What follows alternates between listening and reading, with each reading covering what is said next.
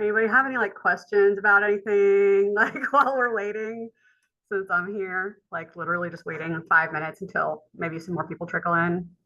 Any questions about like what work we're doing or what a unit group, what a group project even is, or anything like that? So I'm sure you guys notice you've been put in groups. So we're going to talk a little bit about that today.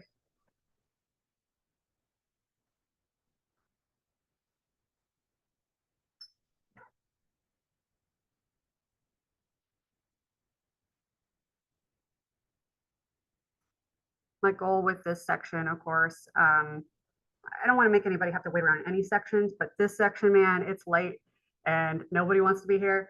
And nobody wants to be here till whatever time we're supposed to get 8 or 30 or whatever it is when our lab gets out. So that sucks. So on days, it's not going to be like we don't have lab today. So, thank goodness. But on days where we have lecture end a little bit early, we're just going to go straight up to lab so that we can get done with lab earlier. I'm sure we're all on the same page with that. But I usually like to verify that with people at the beginning of the semester so you don't like take off and, oh, we have 20 minutes to lab. If you decide you need that break and you want to go take that break, it's fine. Just, keep in mind that you'll be missing the first part of lab if you do it. And I don't hold that against people or anything. If you spend, most of your time in lab and you're working with your lab mates and you're getting what you're getting out of the lab and you're not constantly being late for lab, then I don't mind if you're late now and then. Okay. But lab is one of those things where if you come in and you've missed most of the lab or you've made no effort to try to even figure out what we're doing in the lab, then I'm not going to have any qualms counting you as absent for that day. Lab has more strict attendance policy. We might have points associated with attendance here in class, but I mean, literally, you could miss all of them and you get a 0 on that, but like you can still come to class.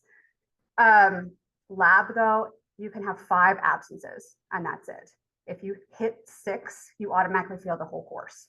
So that's not my policy. That is the science department's policy, because it's a requirement according to the state that if you're taking microbiology, you have to do this percentage in lab. So that's why it is the way that it is, in case you're wondering. Yeah, and so you can make up points if you miss a lab day, but you can't make up the absence, if that makes sense, because I mean, it's just how it is, unfortunately. About a couple minutes. I always go, by the way, on time based on whatever is on iPhone, and I try to keep my watches up to date with that, or usually the computer is the same timer, so that if you were running late or not based on that. And like I said, it's not really going to count against you. In lecture, how it will go is, welcome to lecture. Sorry. In lecture, how it's basically going to go is that I will come in and start at 5:45, and we'll start with a Kahoot quiz. And the Kahoot quiz that we're going to start with is meant to be a review of the previous one. So we don't have one today because we don't have a previous one. But next time on Thursday, we'll be starting chapter 2, but we'll have a Kahoot quiz over either 1 or 3, probably 3. They're not combined in one quiz, so I'll just pick one of them. And we'll just do that. It's not for points. It's just to review. It's for you guys. So if you fail every single question on it, no biggie, but it's just to help you guys remember what we're doing. And I'll go over why the answer is right and whatever, so we can learn from that. And then move on to whatever the next chapter is. That's normally what we'll do. So typically whenever we get into class, get your phones or your computers ready so you can do Kahoot, so you can participate with us. Attendance in here, I do have an attendance sheet. I'm going to pass it around right now because I think most people have come in. I didn't want to have to keep telling people. Normally, I'll probably just have it sitting here so you can know you can come in and sign in on your way in. This is where your points are going to be coming from. So if you forget to sign in on this, if you just totally forget completely for that day, you can get somebody in the class to vouch that you were there, or if I have evidence that you were in the lab and that was the more important one anyways, then you can probably get away with hey, I forgot to sign in that day. But otherwise, just be sure that you sign in, and that makes it easier. Just sign in. I don't even care if you actually sign. Just put a line there for all I care. Just prove to me that you were here. Mark off your name, and I'll have evidence that you're here. That'll be your points. You get points for every day that you show up, and overall attendance is 5% of your grade. So it's not a small amount, but it's also not like huge. If you miss a day, it's probably not going to kill you because we have so many days, right? So it's not a big old deal. Let's start this back here. Pass this around. Be sure you sign it. If you come in late, you can always sign it after class. That's fine. Just be sure you sign it. So yeah, so that's that. I'm not going to go over the whole syllabus. I'm just going to go over kind of what is kind of expected in the class, because I figure you guys can read a syllabus and most of it's crap anyways. So whatever. But as far as instruction methods go, obviously we have Canvas, and there's just pretty much all of your materials on there. I have the slides on there for all of our talks. I have all of the Kahoot quizzes that we're going to be doing are already on there as well. So they're there for your review as well. So again, not for points. We have, the audio things that I made a post about, the announcement about, so that's there, that's available. And I'm recording every single lecture also, and that will get posted. And it's like a page where it says like in-class recorded lectures or something like that. For every chapter, it'll have one, and you can go see yours or somebody else's if you wanted to. So that'll all be there for your resources on top of a whole bunch of other things available to you. Another thing that is available on there on Canvas, if you go to modules and you go to Unit 1, there is at the very top, Unit 1 study sheet, okay? Now, it's a study sheet, it says it's a guide for what to study for the exam. I mean that as a guide. I do not mean it is literally the words that are on the exam. Sometimes I had students every single semester, at least one student will be like, this wasn't what was on the exam. I guarantee you it was. It just wasn't word for word. And definitely not word for word. I don't do that. I don't think that is learning. I think that's just memorizing words and not actually understanding concepts, which is what you're here for. So the study sheet is there as like, here are concepts you need to understand. That's what it's there for. And I kind of talk about that a little bit in one of the videos that's on there. You can always like fast forward to parts that you care about or whatever if you want to. But that is there as concepts. For example, if I were talking about bacteria and how their cell walls, which they have cell walls made of something called peptidoglycan. We're going to talk about that in chapter 4. You don't need to know it yet. But as an example, I might have a question on the test that is pretty literal, which might be like, what are bacterial cell walls made of? And you would go to select. That's an obvious one, peptidoglycan, that would be the answer. However, there might also be stuff on the test that would be sort of like critical thinking test questions, like what you would see on NCLEX. So like, a 35-year-old male comes to your clinic presenting with a fever. He's got, a sore neck. He's got a headache. He's got light sensitivity, and he's developing a rash on his back. Waiting on, gram stain results on the spinal fluid that you collected. But now you can tell, for whatever reason, that there is peptidoglycan in that CSF. And if that were the case, would you think that his disease is caused by bacteria or archaea, which are related, but they are absolutely not the same thing, completely different makeup, or protozoa or fungi, right? So I just told you that's bacteria. So you would have to know and infer from that that's what you get what I'm saying? So you would have to actually understand it to the level you could apply it in that regard, just so you know what you're getting into. Because I don't want you to think that you memorize those words literally and you're good to go, because you need to understand them or else you won't be doing well. Okay, that's what the lecture's for, right? You could follow along with your study sheet and say, okay, now I understand what this topic's about. That's what the whole point is of having those together. So that's lectures. We're going over that. Your McGraw-Hill Connect, that is just a textbook for you guys. It's meant to be a reference for you guys to look up the information. If you go on McGraw-Hill on our site, there's like a whole bunch of these lab crap that's on there right now. It also says practice. It's not for points. It's for whenever you guys get to the point where you're studying for the lab, you can do some virtual labs on there and get, a little bit better idea of what you did for that lab that you don't remember anymore.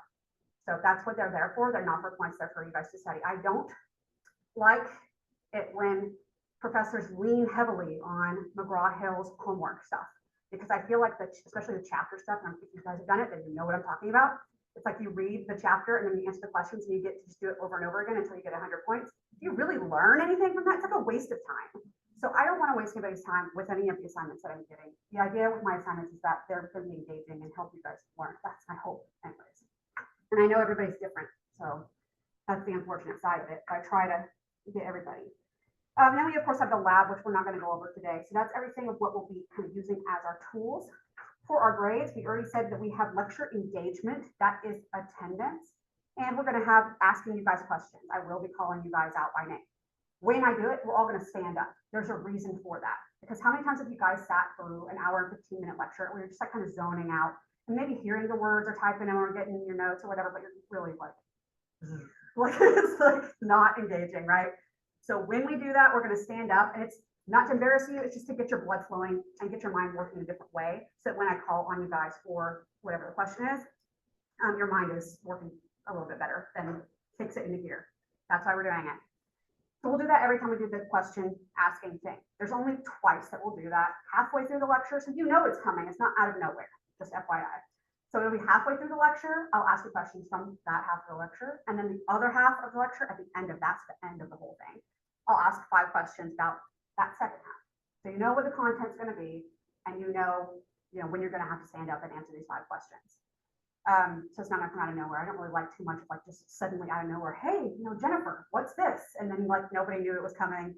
You know it's coming. And it's a small class, so you guys will probably have, everybody getting called on for the most part every day. So it is those points is kind of where part of the group thing comes in. Okay. If I call on somebody, and let's say you don't have to answer questions right now, but whoever this is, I'm Odalis, and I this person, whoever it is, and if I were to say, ask them a question, and they're just like, I really don't know. Sometimes you're not going to know, and that's okay.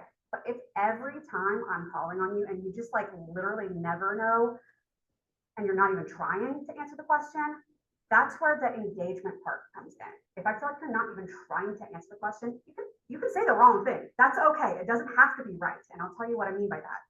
But try to use what we were talking about to get to the answer of the question, and you'll probably get the point.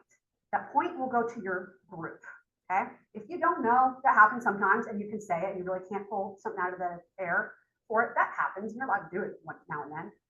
Just not all the time. Let's say you didn't get it. Then I will open it up to that person's group. So this person is part of Delta group. So I would say, okay, anybody in Delta know the answer to this question? And you guys only have 4 groups since it's a smaller class. My other classes have 6. So you guys don't have anybody in your Echo or Foxtrot. But if I were to say that, then any of you would be open to Delta first. And if nobody in Delta could get it, then I would open it up to anybody. And then you can earn that point for your group. Like let's say somebody from Bravo guessed it, and I would find your name in that list and I wouldn't call you later because you answered the thing. So that's how we're going to try to do it. Sometimes we'll probably just kind of go through things, and if somebody guesses and they're pretty close, I'm not going to reopen it out. Or if they're thinking along the right lines, but it's not really correct, like I said, I'll probably give you the point because you're trying, right? You're reaching in there for your memories of the words that came out of my mouth. That's what I'm looking for, right? And it'll get easier as we go through the semester engaging in that, because you'll know it'll be less weird. And one thing that I want to remind you guys is, let's say, I don't know, one of you answers the question and you get it wrong. You'd be embarrassed and you think that everybody's going to be judging you because you're getting that question wrong. I guarantee you nobody cares that you got it wrong.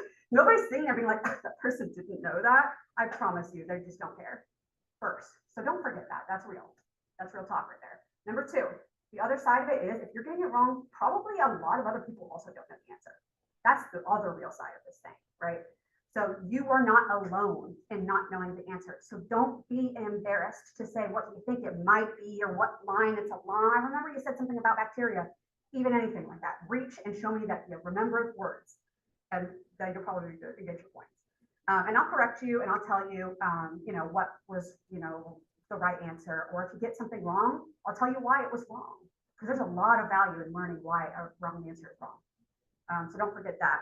If you guys ever do any of the quizzes, I just can't open them up because we have to wait till the end of. I have them open so you guys can take them at your own pace. So they're open until the exam comes, and then it's exam time. So I can't open them up for you guys to see the answers. So that's the bummer thing about the quizzes, is that you kind of just take them. And I think does it tell you guys, has anybody taken one yet? One of the chapter quizzes? Anyways, I think you'll know if you get a question wrong, but it just won't tell you like the answer. So just be aware of that. But on things where you do get feedback of what the wrong or right answer is, like when we're talking about the cahoots or something. It might just be for fun, but hey, if you get it wrong, why was it wrong? And why were the other wrong answers? Why were they all wrong? And if you can look back on those things and answer that for yourselves, then you're probably going to be in a pretty good place. Okay. Yes, so that kind of covers chapter quizzes as well. And then we've got the unit projects. Those are group projects. The first three for unit 1, 2, and 3 are group projects. And they're all the same. It's just they're different topics. So for example, right now, I believe Alpha Group has been assigned germ theory, which we're going to talk about today. And I think Bravo has like how do microscopes work.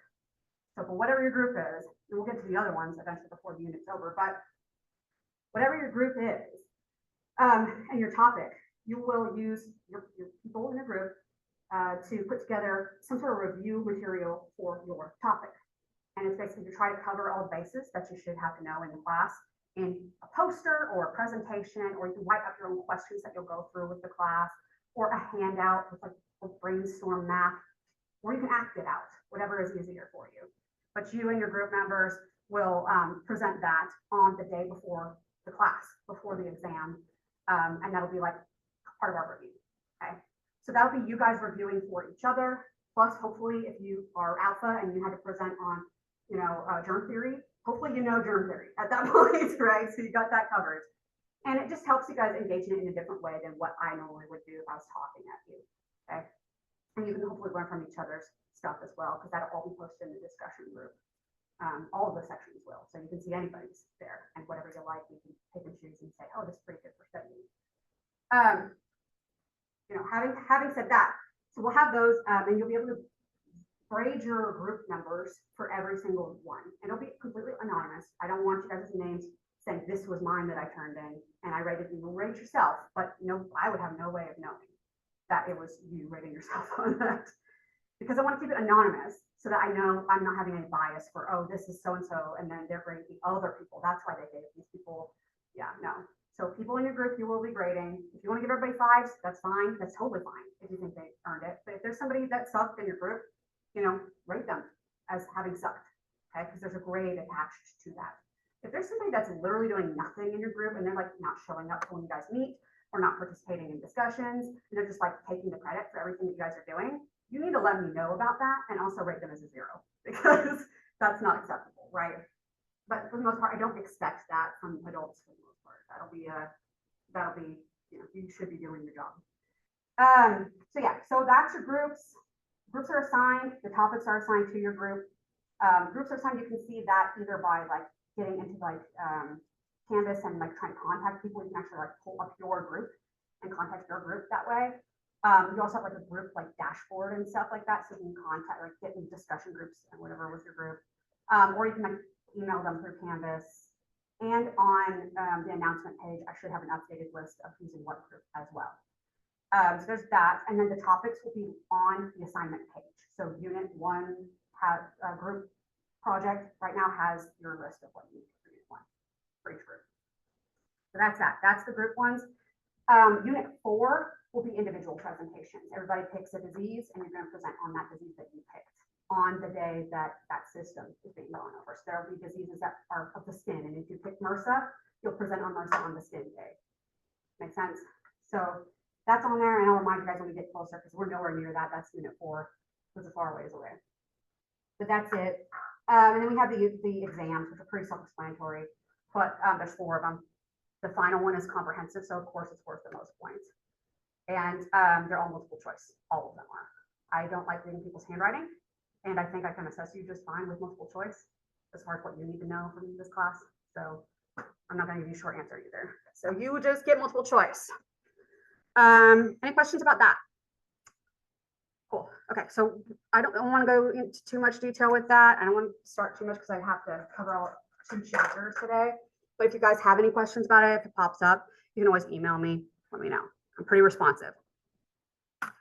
Oh yeah, by the way, I am Professor Lauren Yost. I'm Professor Lauren Yost. You can call me Professor Yost. You can call me Lauren. You can call me Miss Lauren. I don't care, as long as I know that you're talking to me. You're fine. We're all people. We're all equal. I don't need any special titles or whatever.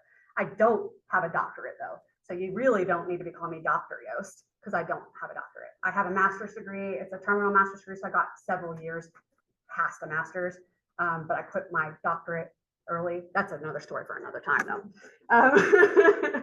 But yeah, most of my background is in industry, and what I mean is like applied microbiology. So working in hospital labs, either literally like at Baptist, like their labs to test whatever's in the hospital.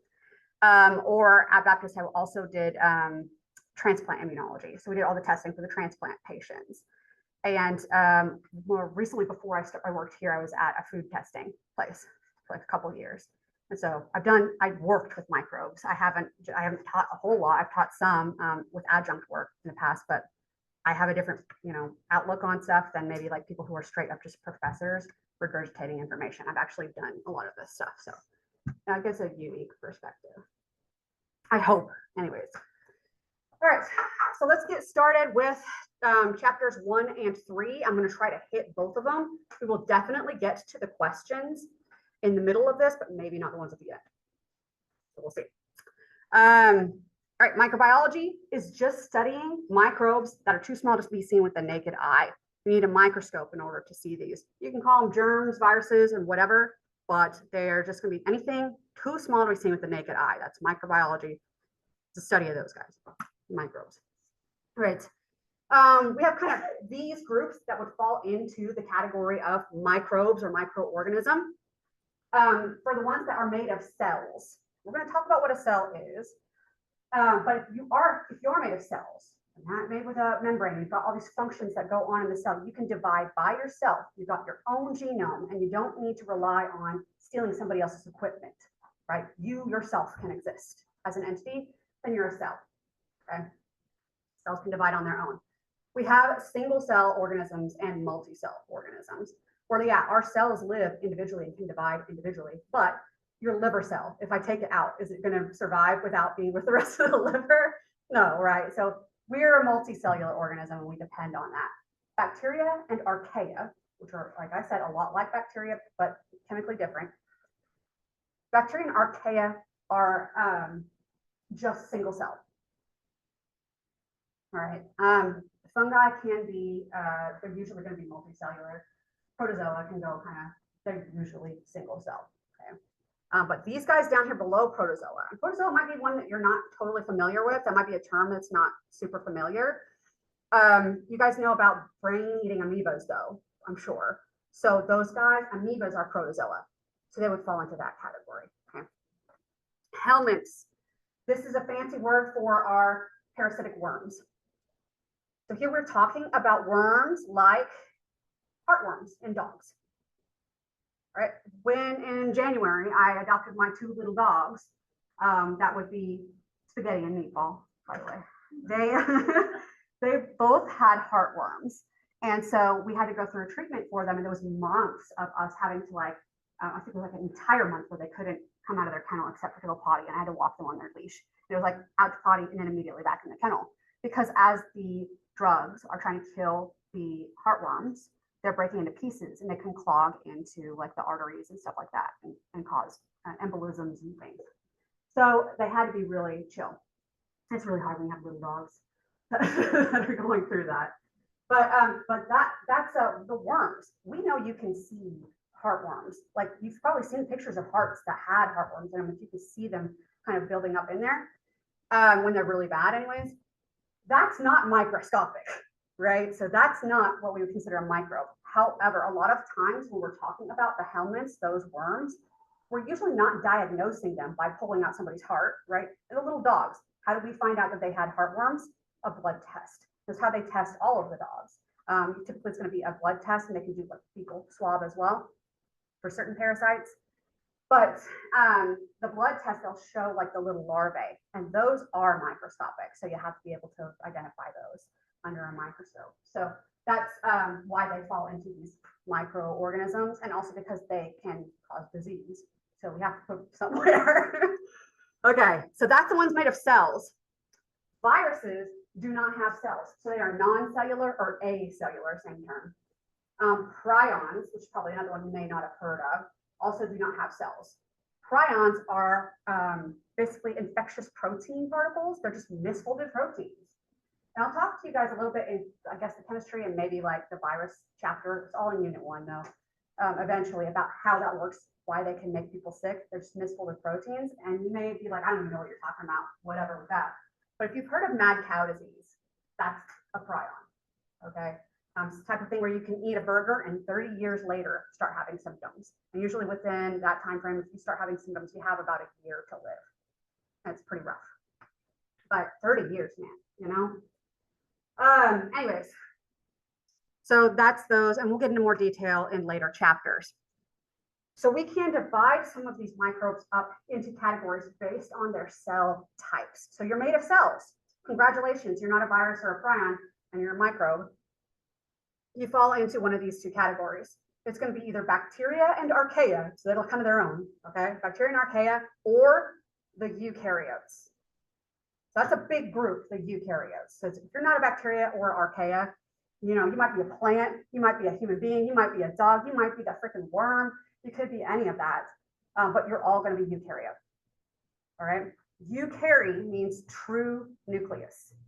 So they have a membrane-bound nucleus. Remember back into like grade school, and you learn about some of the parts of the cell. The nucleus is where your DNA is, where your genes are, and it's contained. It's its own little special containment area. You can have other containers, you know, of other things that do other things. We call them organelles. But things like mitochondria, they make your energy, or endoplasmic reticulum, or we're making new molecules like proteins. We'll go into the details of those.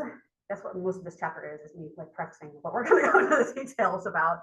But yeah, so we have all these like compartmentalized parts in the cell that do specific things in eukaryotes. All right, so they can do that. They can have compartments. They have membrane-bound nucleus. They're all segmented. It's kind of fancy. Bacteria and archaea are literally just a membrane encasing everything that it has to do all over the place. So their DNA is floating wherever. They're everything that they need to do in the cell is just kind of floating wherever. Okay. So they are eukaryotes, that's without a nucleus. So that's how we're categorizing these guys. Eukaryotes, you have a true nucleus and membrane-bound other crap. And then we have the eukaryotes without a nucleus. That's just bacteria and archaea. That's the only ones that go there. Okay. No nucleus, it's just one big old blob of whatever's going on.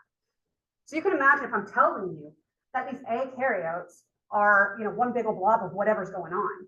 And then the eukaryotes like us with all the compartments, that's more complicated. Yeah, so it's got a whole lot going on in there, way more complicated. You can imagine that the bacteria came first in evolution. And that seems to be the case when we look at the genetics. Bacteria and archaea seem to have come first. And interestingly enough, those compartments that we have in our eukaryotic cells, those guys, it seems like at least a few of our organelles are compartments, like mitochondria, like chloroplasts very specifically. These guys seem to have come from bacteria. So it's like there was a precursor cell floating around, ate up a bacteria, and then was like, whoa, I'm getting energy from this guy. And then so it would provide food to bacteria that it ate. Bacteria got food, it would pump out the energy that the cell could use. That's how they think that that started originally. Now, what evidence? It's not a little BS. There's actual evidence for this. Does this look nice? Your mitochondria have their own DNA.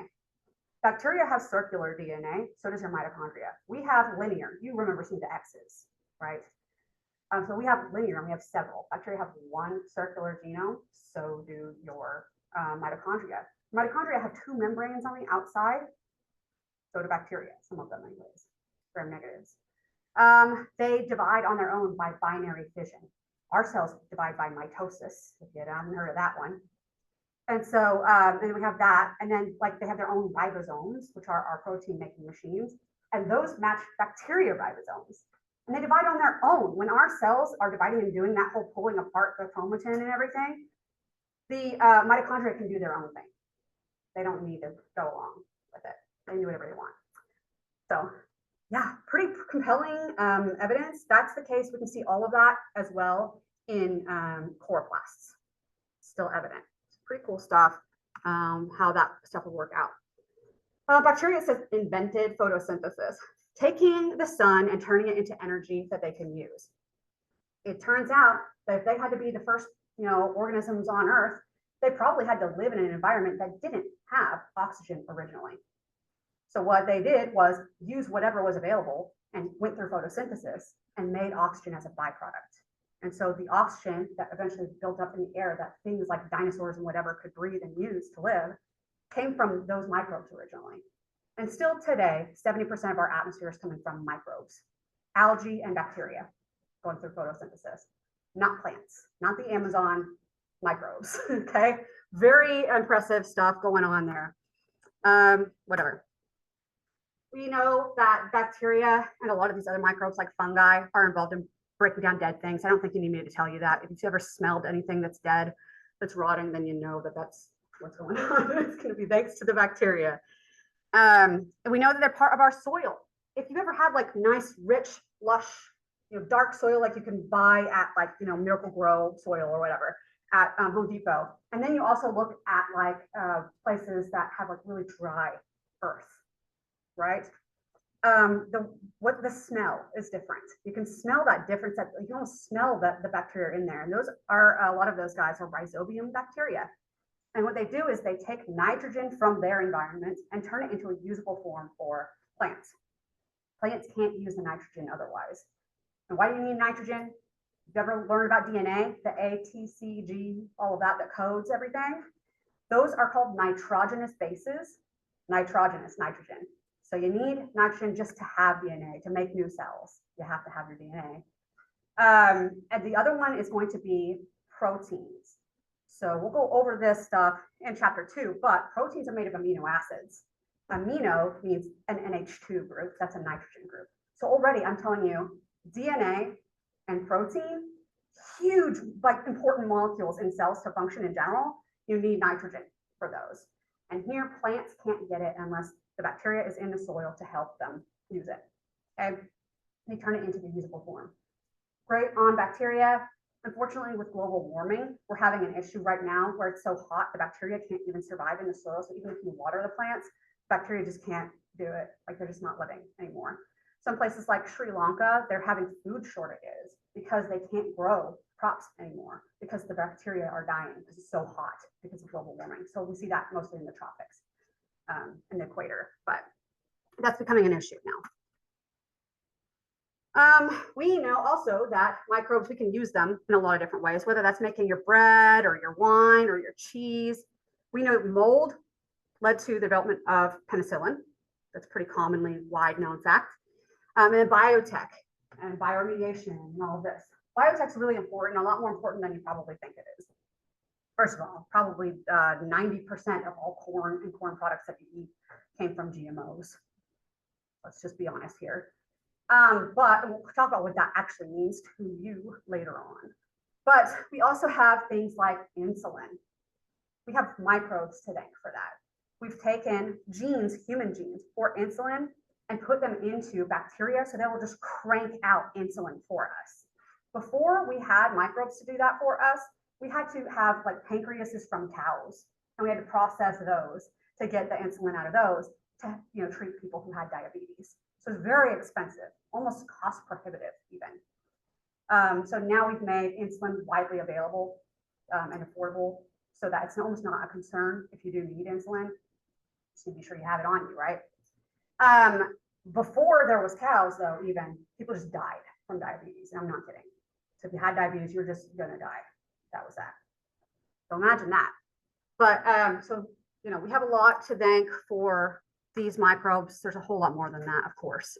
So moving on to disease, which of course, this is going to be like our main focus, looking at these guys as disease-causing agents, whether you're going into nursing or vet or dental, you're probably going to want to focus on microbiology as things that are causing disease. Microbes that cause disease are called pathogens. I know you've heard of this term, probably haven't thought about the actual definition of it, but pathogens are anything that can cause disease, microbes that cause disease. That's it. Okay. What is disease though? Disease is any deviation from normal health. So if you have diabetes, that's a deviation from normal health. That's a disease. Heart disease is a disease. Cancer is a disease. But then we also have the ones that are actually infectious diseases. So that's a separate category. Don't forget that. Not all diseases are caused by pathogens. but infectious diseases are. Okay. Cool.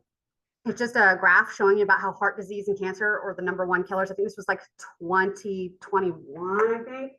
So no surprise that COVID was up there so high at that point whenever they took this poll. But COVID is a virus. I'm sure you guys know that too. All right. We already talked about single cell and multi-cell. It turns out that eukaryotes are about 10 to 20 times larger than bacteria because of all this crap in these compartments. You kind of need more space for it to organize it all. So that tends to be why. They're just more complicated organisms in general as well. So they tend to be bigger. So bacteria are much smaller. Remember, even smaller than that because we don't have to have cells or any of the crap that's in them at all. Viruses and prions are much, much smaller. Viruses, we don't consider themselves, like I've said, because they're so tiny, they don't have really anything that cells require. All they have really is like a genome. And they can pop that genome into your body, and your body will just start dealing with it. Like, oh yeah, you need copies made of you? Totally got you. Like, got you with that one. Oh, you need proteins made too? Let's make your little hearts, little virus. And your cells will literally just start making viruses for that automatically. They don't need to do anything special with it. Some of them have special traits that can help with all of that too, even more dangerous. But things like polio didn't need help. Polio doesn't need help, y'all. And that is an extremely serious disease. I think we can agree on this. Yes, FDR got paralyzed by it. So, and you can have severe lasting consequences after you've had polio. One of the smallest viruses that we know. And it's just like a protein coating over a genome. And that's it. So really basic. Another one, if you guys are going to vet, many of you guys going to vet, if you are looking at parvo. Parvo is caused by a virus. If you guys don't know, parvo is a very severe diarrheal disease in puppies, and it's very deadly. It's like a 90% fatality rate for puppies.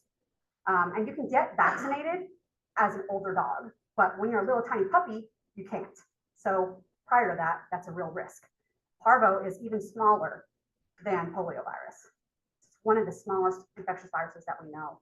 So it's still extremely serious stuff. Anyways, thinking about that on that scale, viruses, like I said, they put their genome into your cell, and then you start making copies of the virus based on its genes, but it needs you to do that. It cannot do that on its own. That's why we say they're not really alive, because they can't do any of this without you. And that's why we say they're not cells. Okay. Chapter 7, we'll go into that in more detail. But here's some pictures, and the one that everybody always wants to look at is this one in the top left. That's a helmet. That is a tapeworm. Taenia solium is a tapeworm like you get from undercooked pork or something, or beef. And that little head at the end, the scolex, is where it'll bite onto your intestinal wall and just hang on for dear life while it does its tapeworm thing. Isn't that nice? But yeah, that's that one. All right, most of us heard of a scientific method. What is a scientific method? It's you ask a question and you want to know what's going on. So you look for the answer. That's really all it is. And of course, the term that you have to learn with the scientific method is the hypothesis. This is your explanation for what you think is going on. This is my hypothesis for what's happening. If you go into, like if you're at home and you're like, you know, I don't know, brushing your teeth in the morning and you smell this smell that's like cookies or something. Your hypothesis might be, I think somebody's cooking cookies. Then you go out into the kitchen and you find out that, oh yeah, you know, whoever is cooking cookies, grandma cooking cookies. Yeah. So that's you doing your hypothesis and then going out and doing an experiment, quote unquote, to verify it. It's really that simple. So don't overthink that. Coming up with an explanation for what you think is going on. In science, you have to test it and retest it and retest it by doing whatever method you used originally. Other methods that get there the same way need to find the same answer by going whatever other kinds of experiments you can think of to get there. And anything that would refute that, they need to test that too. Make sure that that's all taken care of before you can call it a theory. So that takes a lot of work and a lot of time to get something to be a theory. So imagine that, why we hear of so very few things as being called a law, like, you know, the second law of thermodynamics or something. It has to be so overly tested that we just cannot refute it. Okay. Whatever, that's theory. All right, so here we go with Pasteur. You guys probably have heard of Pasteur. Louis Pasteur was this guy that said that everybody around him was full of crap. And so what he did was he took some flasks with some media, some broth, basically. It's a lot. When I say broth, you guys probably think chicken broth. It's quite a lot like that, okay? It's like nutrients in liquid, essentially. So that's what we'll be working with in the lab. But he took some flasks like that with the broth, and he boiled them to make sure he killed whatever was in them. And he cut the little swan neck off of one of them so that air could circulate very freely into it. And the other one, he left it with the swan neck. And what he showed was that if you opened it up to the air, crap would grow in here. And if you didn't, if you left the swan neck where it's hard for anything to get in there at all, but there is some airflow in there, then nothing grew. So why is that a big old deal? Well, this is basically what led to the development of germ theory. And that is to say, he says that if you had something with no germs, nothing growing in it, that's nothing. And then now you have something. You had to have life introduced into that to have the something. It doesn't spontaneously generate. And so that was the disapproval of spontaneous generation. It's not like you just have broth and then like one day out of nothing, stuff grows. Some bacteria or something had to get in there. Makes sense. It almost makes so much sense to us now that it's like hard to even imagine. But back then they thought that you could put out a steak and then there would be maggots on it. And they're like, well, I guess it's just the steak's time. It developed maggots, whatever. And we would know actually what happened was flies landed on it and laid their eggs. That's what maggots are, But they didn't have any connection with that because they can't see the eggs. They're microscopic. And so they just didn't know. That was spontaneous generation. One of the other things that you may have heard of that they believed in was miasma. Miasma was this concept that if you smell a bad thing, you can get sick. So literally, like if you're just like walking to the bathroom after your husband and it's not smelling so great in there, that you could get sick just from the smell in there. That was miasma. Like really, they thought it. And they thought it so much that during the plague in like the 1400s, when you had plague doctor masks, the reason they had that long nose the way that they do is because they shoved flowers and herbs in there to make it smell good. Because they thought if it smelled good, I can't get the plague. It's nuts, right? Whenever you say ring around the rosy, pocket full of posies, the posies are the nice smell that you're trying to block off the plague, the ring around rosy, which was the buboes that would come from the bubonic plague. So that's nuts to think about it, but that's what they believed. Pasteur didn't buy it, so he did this experiment that showed had to come from something. If it was just air getting in there, both of the flasks would have grown something. Something else must be getting in there with the air. So that was germ theory.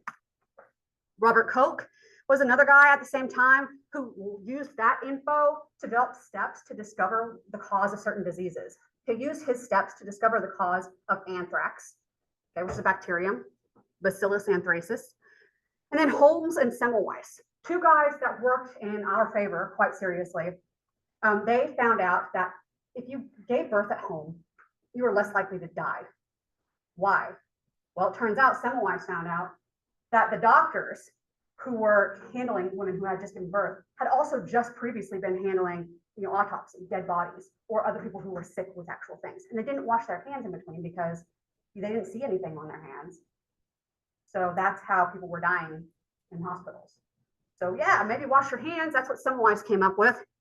And then this guy, Joseph Lister, yes, Lister like Listerine. Okay, this guy, he came up with this idea that we need hand washing and we need to clean our operating rooms. So he would clean the operating rooms with an antiseptic called phenol, which also known as carbolic acid, which is what was in the first Listerine. We don't have that anymore because it's dangerous. You can't consume it. But now we have just regular Listerine. But it came from him, that whole concept of actually cleaning your operating rooms and washing your hands. Revolutionary at the time. Okay? So we still use his concept of aseptic technique to this day. All right, so Pasteur, he also, other than doing the germ theory with his little flasks, he invented pasteurization. That's why it's called that. So pasteurization, you're going to heat up a liquid and cool it over and over again until the microbes have been killed to a safe degree. It's not sterile. We know that. If you have milk in your fridge, it's only going to last like maybe a week or two, but it's just going to go bad on its own, even if you don't open it, because there's still microbes in there. But hopefully we got rid of all the pathogens, the ones that are going to make you sick. That's what pasteurization is about. So you can keep the quality of whatever that liquid is, and hopefully get rid of the pathogens too. So that's the point of it. You can pasteurize, beer and wine and all sorts of stuff. Cheeses. Anyways, and then Robert Koch, again, he, like I said, he's used a whole bunch of steps in order to prove causes of diseases based on germ theory. So if you're going to be studying all these microbes and you want to get a sense of basically how they're different, what am I looking at here? You know, if you take a swab, and I'm going to already talk about it in chapter 3, so I might as well get into this concept. Take a swab of your throat, all right? And you want to figure out what it is that's causing your sore throat. Do you think that if you streak it on a plate that is completely sterile, on one of those auger plates, you streak it on there to get whatever colonies to grow from your throat swab, do you think it's just going to be what's making you sick that grows on it? No, right? You have all sorts of bacteria in your throat that just are normal to be there and that are good for you. So how do you figure out what is what? How do you parse it out? And then once you get, okay, I think this white colony is the one that's causing the disease, how do you figure out what the white colony is? So that's literally all we're doing in lab, honestly. So we'll learn all about how to actually put that into practice. But in order to make it easier on yourself every step of the way, we have divided up, I say, try and make it sound good, but I hate taxonomy. But we divide them up into groups based on like characteristics or whatever. And that's the whole point of, you know, classification and all that, to help with identifying things. We have special names for things as well. We go by this system called the binomial system. Bi means two, nomial means name. So two names. So you guys have heard of E. coli, right? If I say E. coli, whenever you think of it, like if you were to see it like written out in your mind, how would it be written out? Like it would be a capital E and then a little coli, right? That's exactly right. That's exactly how it should be written. So it's very important to remember that because that's part of the rules of binomial nomenclature. First word capitalized, second word all lowercase. And it's supposed to be, when you type it, italicized. And you've probably seen that too. So that's the rules. I am going to have a question on the Unit 1 test that you'll have to pick out which one is correct. So it may not be italicized, or it may have two capitals, something like that. So you'll have to pick out the one that has the right thing according to the rules. Just heads up. Okay. Other than that, I don't really give a crap too much about it. So I have to teach it to you. So that's the rules. Think of E. coli. And then when you see this Staphylococcus aureus, we know it's staph. That's how we might have abbreviated that in colloquial terms, but it's Staphylococcus aureus. E. coli even is Escherichia coli. So I won't make you spell that out or anything. You're welcome. But yes, so that's really what they are standing for. And this is how you abbreviate them appropriately, like E. coli. That's binomial nomenclature. Next is taxonomy, which is even more boring. This is stuff that's done by this guy. I'm not going to test you over. But anyways, this is the levels of classification in taxonomy. I know you've heard these before in grade school. So you'll have to remember them for this test. And whatever helps you remember, like King Philip could only feed gorgeous snakes. I don't know what, but to remember that in order so you know at the top is the biggest and at the bottom is the smallest. And you notice I start with kingdom. Domain is like even a bigger concept, way bigger than kingdom is. So domain is going to be, there's three of them: bacteria, archaea, eukarya. So we're already going back to that. Okay. We always talk about the eukaryotes being the ones with the nucleus, the bacteria and archaea, no nucleus, right? And we can split those up even further because archaea is just weirdos. And that's pretty much how you remember them. We're not going to come back to them a ton, but they are our extremophiles. They're the ones that grow in like the bottom of the sea in those hot vents, or like in like geysers, or like acidic pools. Like these, they're called them extremophiles because they're extreme. They live in extreme environments, or in salt, basically. So that's archaea. They're weird. But yeah, so archaea and bacteria and eukarya, those are our three domains. All right. Then we have kingdom, phylum, class, order, family, genus, species. And I can't ever remember what order they go in unless I say it just like that. I have to like out the whole thing, and then I can remember what order they're in. And that's okay if you need to do something like that, make a little mnemonic or something that helps you remember it. But I might ask on the test something like, which one is bigger than order? And then you would know it's not family or genus, it would be kingdom, for example. Okay? That's all you really need to know about it. Phylogeny is a term that's referring to organizing these creatures, microbes or otherwise, based on genetics and how they're related. And how do we do that whenever they're so widely different? Well, I told you guys about ribosomes. Remember those? Those are our machines that make proteins. Cells, all of them have it. So we talked about bacteria, archaea being eukaryotes. They don't have a nucleus, but they're still a cell. They have ribosomes. And so do all the eukaryotes, which we already know they are cells. So we all have to have ribosomes. And so the crap that makes them up can be different over time as evolution happens. So we can look at the differences in the genes that code for ribosomes and compare them and create those trees. That's what we do to make those. As riveting as that is. All right, we're here, guys, we're at it. Okay, so humor me. Everybody stand up for me and get ready for me to call your name. Yes, it's just to help you guys wake up a little bit because we're about to go into chapter 3 too, so we can wake up. All right, so for our first question, I've got a name. So the question is, what is a pathogen? Do we have David P? Okay, not here. That's cool. Do we have Dusty? All right, what is a pathogen? General guess. Give me. A pathogen is something that infectious diseases is. Yes, good. So she did pretty much the right answer right on. It's just kind of words getting there, which is okay, guys. The idea that she thought it through and got there, even if you were to say, I know it has something to do with diseases, then I would have given you the point because you're thinking in the right direction, right? So anyways, that's a point for Charlie. Next question. And again, there's only 5. What is germ theory? Give us a rough breakdown. Christy R. That's where germs don't come from nowhere. Yeah, something. Yeah, something there. Good job. Yes. So exactly. In case you guys didn't hear, germs don't come from nowhere. Like you don't have stuff growing out of nowhere. You had to introduce some microbes somehow, right? So that's germ theory. All righty. Next one. We have Jenna B. Can you name one non-cellular pathogen or type of non-cellular pathogen? Non-cellular. Yeah, that's exactly right. So definitely don't overthink some of these. It's general, but yes, non-cellular pathogens, that could be viruses. And even if you wanted to get specific, which you wouldn't have to on this question, but if you happened to, if you were thinking COVID or you're thinking flu, those would have been correct as well. All right. Taxonomic classification. The original question was, give me all of them, but that was, that was rough. So, okay, from Delta Group. Okay, I never learned how to say your name. Is it Garian? Okay. One group. Okay, awesome. Yes. So that's actually really correct. That's the biggest one other than domain. So we've got that. And I think there's just one more, right? All right. What is the name of the scientist who was the father of germ theory? Brittany.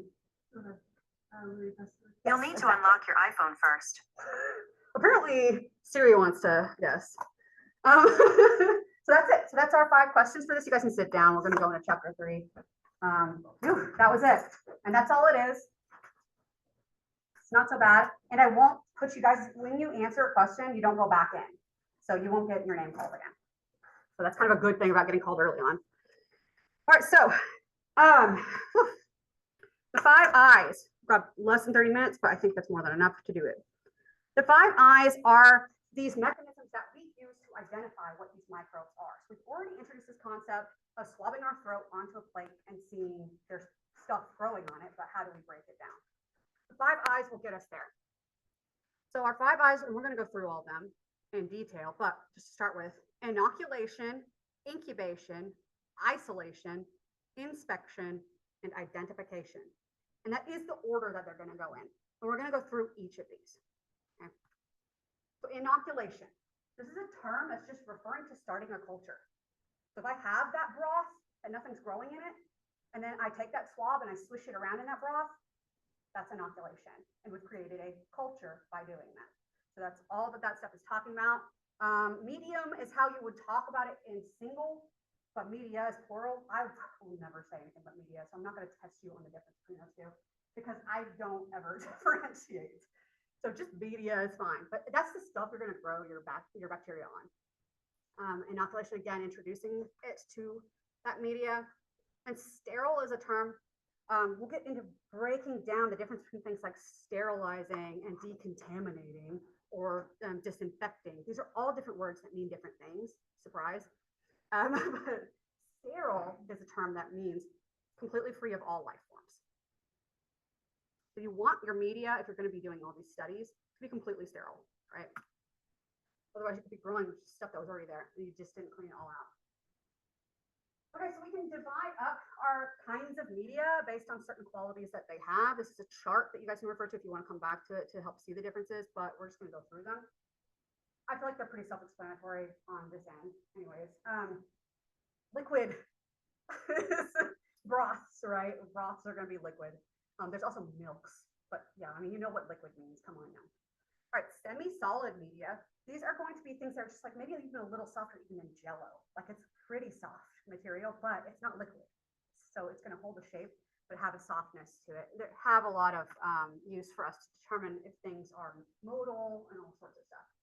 And then we have solid media. It's not solid like this, but it's solid like firm, like think of like a lipstick or something like that, right? It's not completely solid, or chapstick. That might be a better example. So it has a softness to it, but it's not super gooey, and it's not completely solid either. So agar is the material that we put in our media to help us achieve that level of firmness. And how much we put in there of the agar determines how solid it's going to be. So agar is a polysaccharide, which just means sugars linked together. That came from algae. That's a question that you might get asked on the lab exam. I don't think I asked it on a lecture exam, but this obviously a lot of this stuff's going to carry to the lab. Okay, so that's those. We have liquid, semi-solid, and solid. The solid is going to be determined by agar.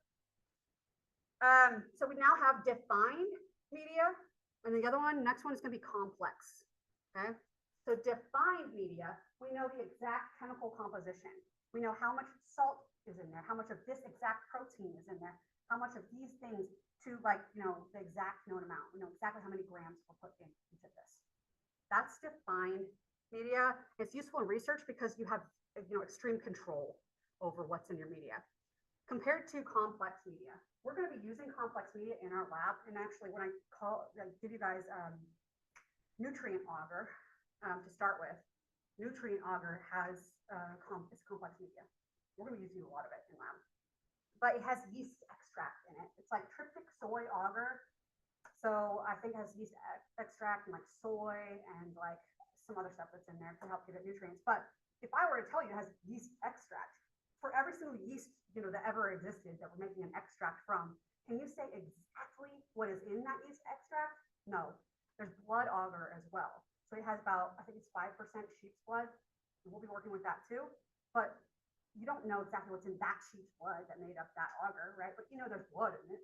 So complex media, you just have stuff that you can't completely define. You didn't make the blood by hand.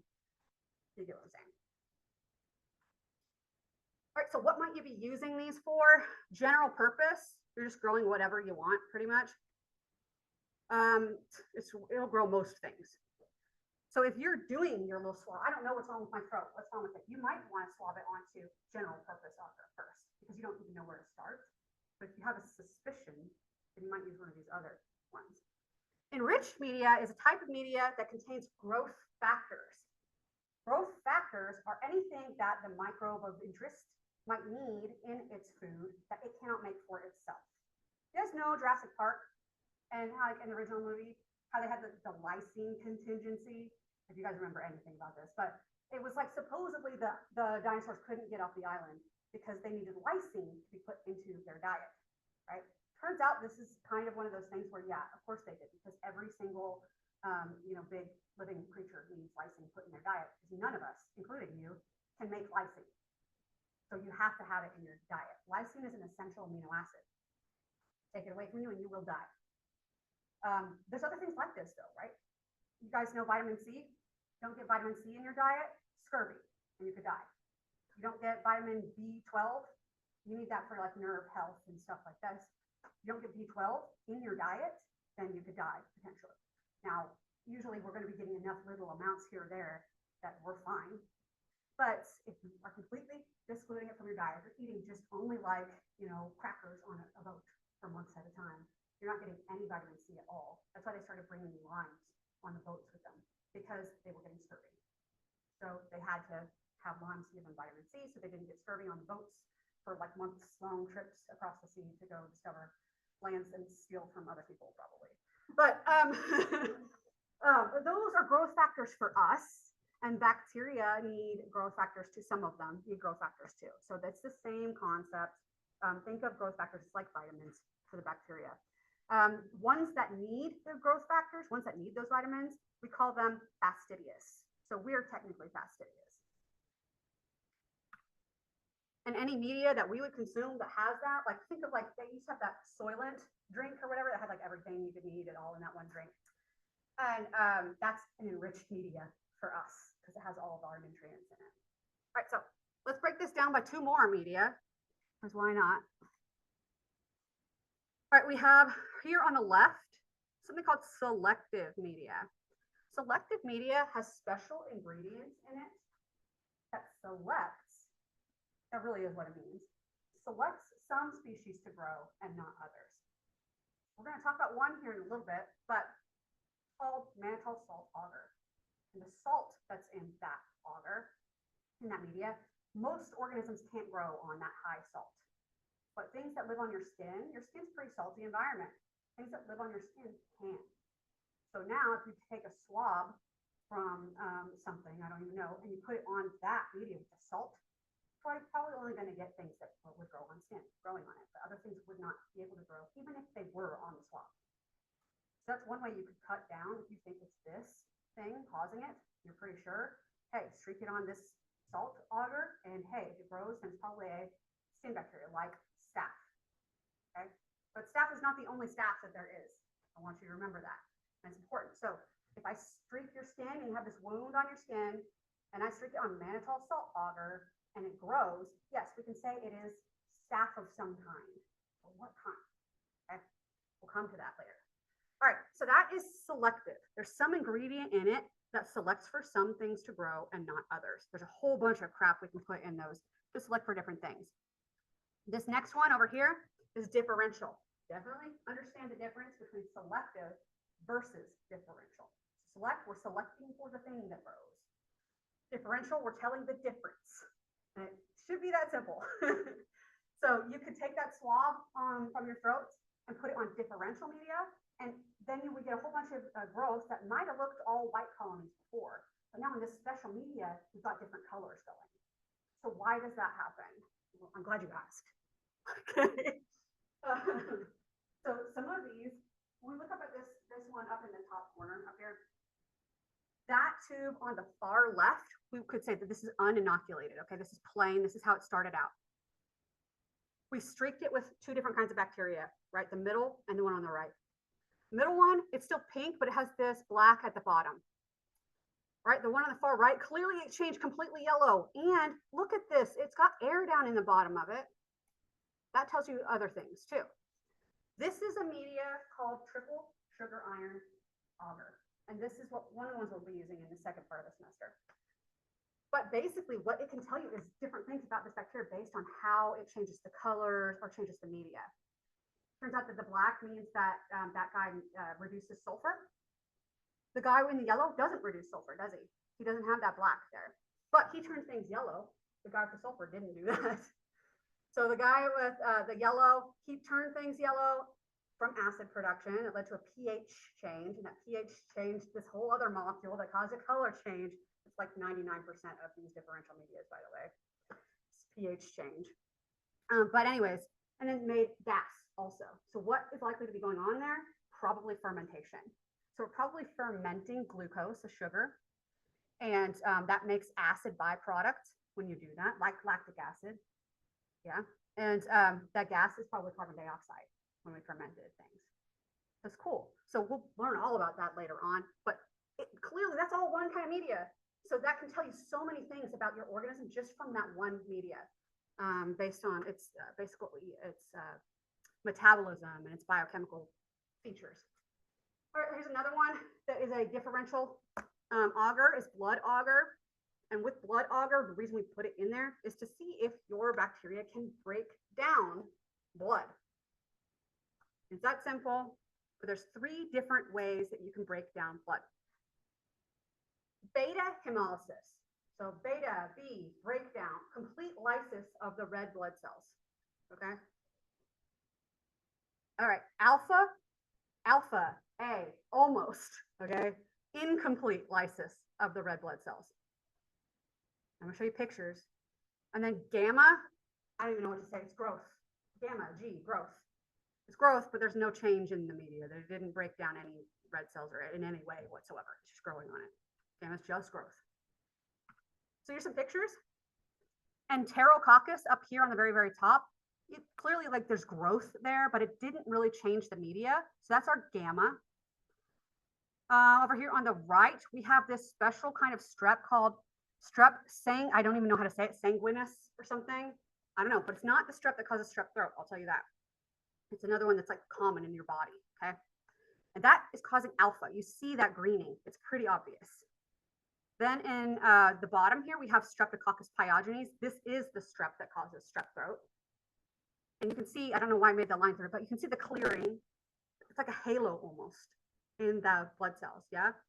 And you can see that also very clearly in the patient sample. So based on just these samples here, you would say this looks most like strep pyogenes. This patient probably has strep pyogenes infection, not the other 2, based on looking at that. So this can be used to diagnose things as well. Strep is pretty well known for breaking down the blood cells. You can have media that's differential. It just tells you the difference. We didn't have any hindrance on what could grow on those. It just told you the difference between things. You know, selective at the same time. So we introduced mannitol salt agar in our example earlier. That salt, it would get the staph to grow. So on your skin's salty. So the salty skin bacteria can grow on the surface of that. We've narrowed it down to staph bacteria. But if you want to know if your patient has Staphylococcus aureus, or Staphylococcus epidermidis, which you probably hadn't heard of till just now, which is the most bacteria on your skin, you know for sure which one to pick. So you can put them, and you can put the next ones you know are positive or negative. Like epidermidis next to aureus. And to break down mannitol,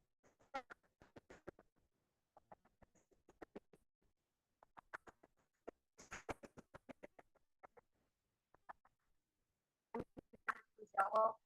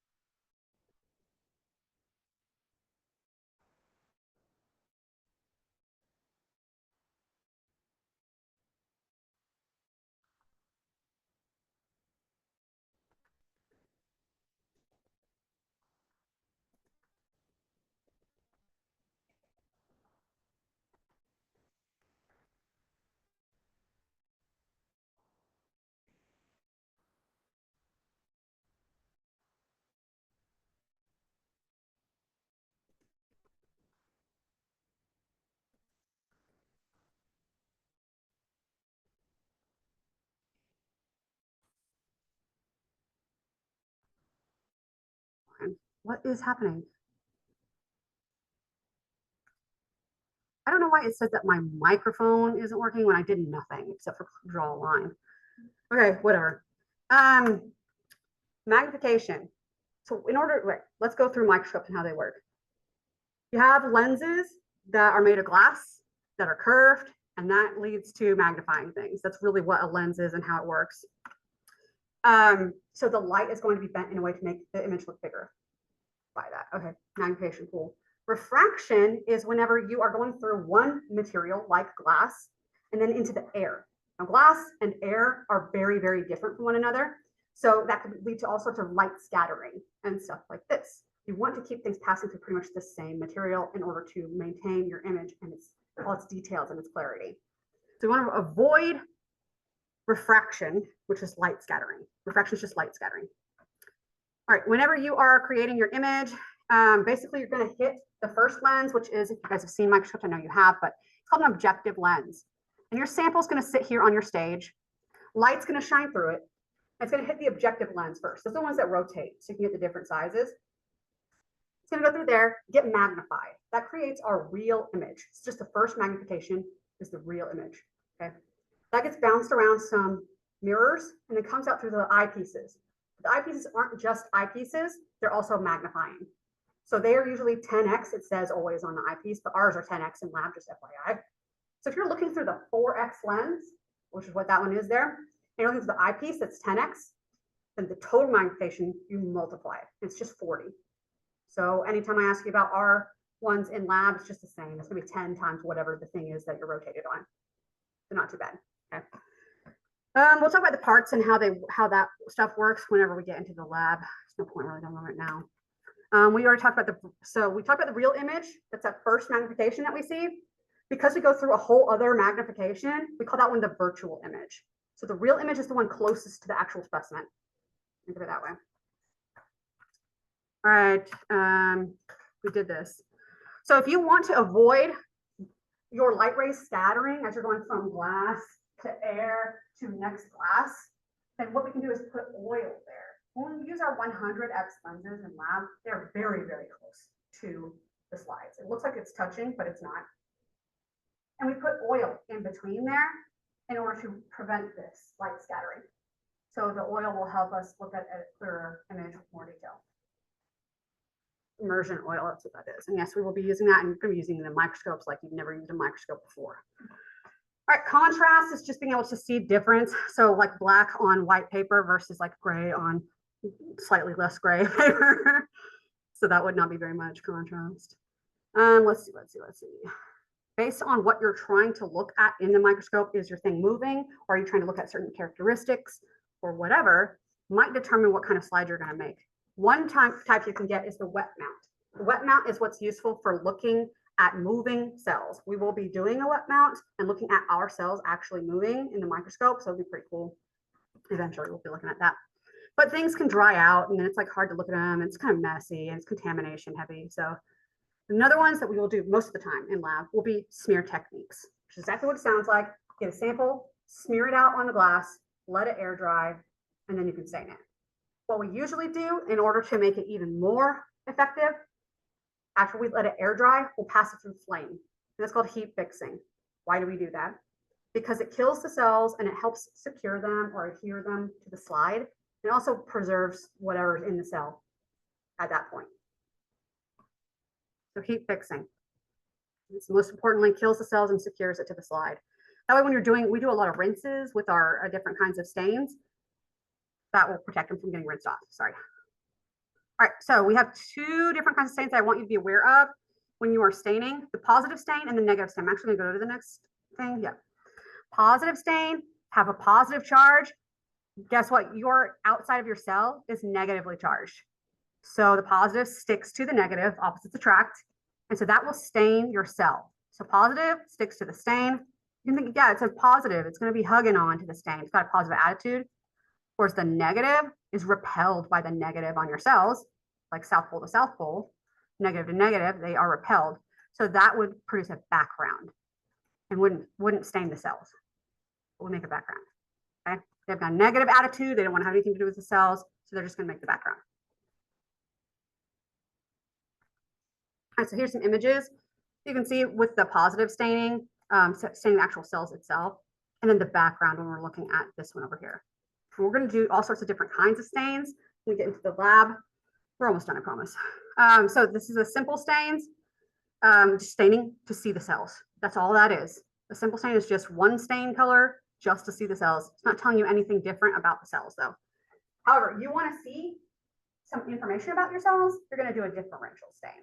We're going to learn about these stains in chapter 4, so I'm not going to go into too much detail, but it is going to have us look through some of them, which is like the gram stains, probably your bread and butter of looking at differences in bacteria.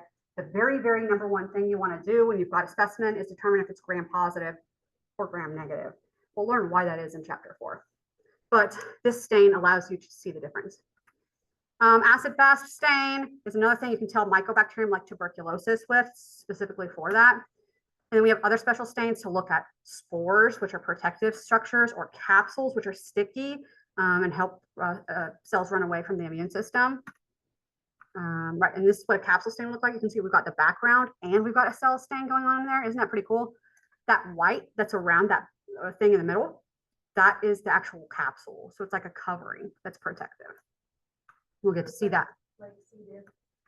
So C. diff makes endospores. So C. diff, I think it does make a capsule when it's actually growing.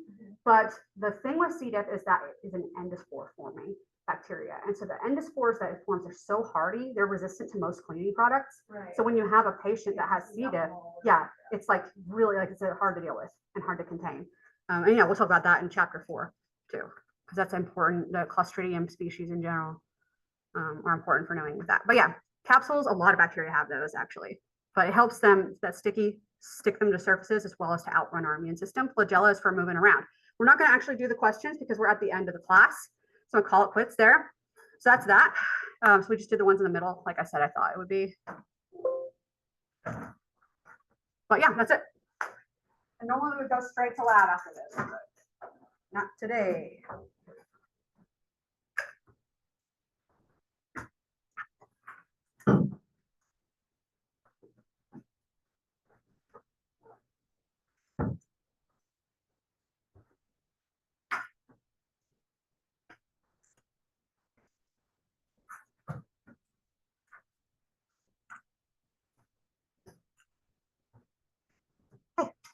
Thank you.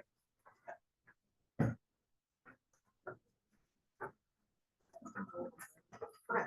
Yes. Okay, go ahead and write your name on it somewhere. Or like however much space you take up. It's not like I'm using the rest of it.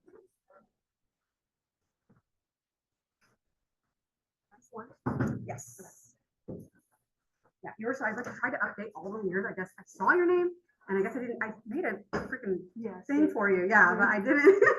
Thank you. Yeah, I guess I didn't put it on here. Sorry. I was enrolled in the summer class, Mhm. and I was just wondering, like, what ended up happening with the lab? Oh, what do you mean?